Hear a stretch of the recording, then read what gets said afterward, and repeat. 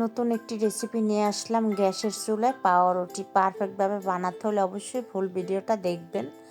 আসসালামু আলাইকুম, দূরে এবং কাছে যে যেখানে বেশি ভিডিওটা দেখছেন সবাইকে আমন্ত্রণ জানাচ্ছি শান্তাস কিচেনে ভিডিওটা দেখার জন্য। ভিডিওটা ভালো লাগলে অবশ্যই লাইক, কমেন্ট, সাবস্ক্রাইব, শেয়ার করবেন। যে পেজ থেকে দেখবেন অবশ্যই ফলো করবেন। চলুন আমরা মূল পর্বে চলে যাই। এখানে মেজারমেন্ট কাপের 2 কাপ আমি ময়দা নিয়ে নিব। আপনারা চাইলে রেগুলার কাপ মেপেও বা বাটি মেপেও নিতে পারেন। এখানে আমি 2 কাপ ময়দা নিয়েছি, 1 চিমটি লবণ নিয়েছি, ইস্ট নিয়েছি 1 চামচ, গুঁড়ো দুধ নিয়েছি 2 চামচ,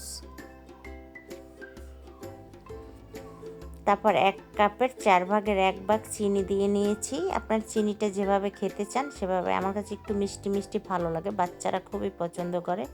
এটা ভালো করে মেখে আমি এখানে তেল দিয়ে নিয়েছি 2 চামচ। আপনারা চাইলে এখানে ঘিটাও ব্যবহার করতে পারেন। আমি এটা তেল ব্যবহার করেছি। এটা ভালো করে মেখে নিয়েছি। দেখেন একটু গরম পানি, আঙুলটা জানি ডুবিয়ে রাখা যায় সেভাবে উষ্ণ গরম পানি নিতে হবে। নিয়ে অল্প অল্প করে ঢেলে ডোটা মেখে নিতে হবে। একচোটে অবশ্যই দিবেন না, তাহলে আপনার ডোটা পারফেক্টভাবে হবে না। এই পর্যায়ে একটু তেল দিয়ে হাতে লেগে যাবে, এই পর্যায়ে একটু তেল দিয়ে ভালো করে মেখে নেব। ডোটাকে অনেকক্ষণ মেজে নেবেন। তারপর এভাবে একটা ডো তৈরি করে আমরা এটা ঢাকনা দিয়ে ঢেকে দেবো। একটা কাঁচের ঢাকনা দিয়ে এটা আমি সিল করে দেব ছিদ্রটাকে। দেখেন 2 ঘন্টা পরে ফিরে আসলাম। 2 ঘন্টা আমি ঢেকে রেখে দিয়েছিলাম, একদম ফুলে দ্বিগুণ হয়েছে। আমার বাটিটা অনেকটা বড়, তাই ছোট দেখা যাচ্ছে। এটা একটা ইতে রেখে বোর্ডে তারপর ভালো করে মেজে নেব।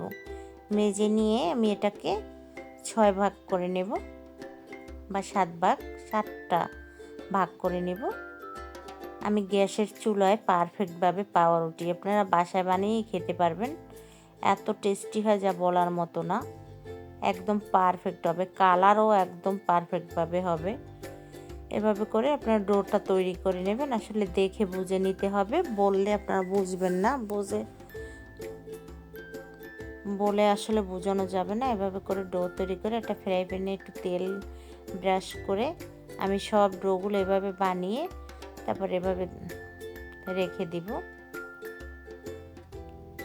হ্যাঁ, সিল করে দেব। ঢাকনা দিয়ে 1 ঘন্টা রেখে দিব। ঢাকনা দিয়ে 1 ঘন্টা রেখে দিয়েছি। দেখেন ফুলে কত বড় হয়েছে। একটা তাওয়ার উপরে আমরা ফ্রাই প্যানটা দিয়ে নেব। তারপর দেখেন কুসুম ভেঙে এটা কুসুম করে আমি দিয়ে দেব ব্রাশ করে এটার উপরে। তাহলে একটা কালার আসবে খুবই সুন্দর। আমি এখানে সাদা তিল ব্যবহার করব। দেখেন সাদা তিলটা দিয়ে দেব উপর থেকে, তাহলে খুবই সুন্দর দেখাবে। একদম খুব কম আঁচে এটাকে অবশ্যই সিলভারে ঢাকনা দিয়ে দেবেন। কম আঁচে আমি একদম 20 মিনিটের মতন লেগেছে আমার।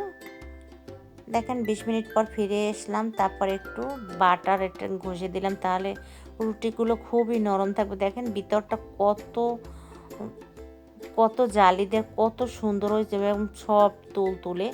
সবাই ভালো থাকবেন, সুস্থ থাকবেন, নিরাপদে পথ চলবেন।